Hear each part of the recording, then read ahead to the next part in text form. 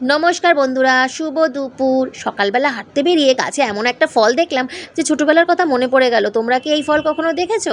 তো আমি ফলগুলো বাড়িতে নিয়ে আসলাম। এই যে লাল ফলটা, এই লাল ফলটা ছোটোবেলা টিয়া পাখিকে অনেক খাওয়াতাম, আর এই সবুজ ফলটা দিয়ে অনেক কিছু খেলতাম। তাহলে এখন দেখো, তোমাদেরকে আমি একটা জিনিস বানিয়ে দেখাই। 4টে দেশলাই কাঠি নিয়ে নিয়েছি এবং এর মধ্যে 4টে দেশলাই কাঠি এর মধ্যে গর্ত করে বসিয়ে দিলাম। এবার এটা কি হলো বলো তো? এটা একটা প্রাণী হয়ে গেল, তার 4টে পা হয়ে গেল। এবার বলবো এটাকে কি বানিয়েছি। আরও এক জোড়া বানিয়ে ফেলি চটপট করে। দেখো, আরও 4টে পা লাগিয়ে দিলাম, দিয়ে এবার আরও একটা তৈরি হয়ে গেল। এবার এটাকে একটু সাজাতে হবে।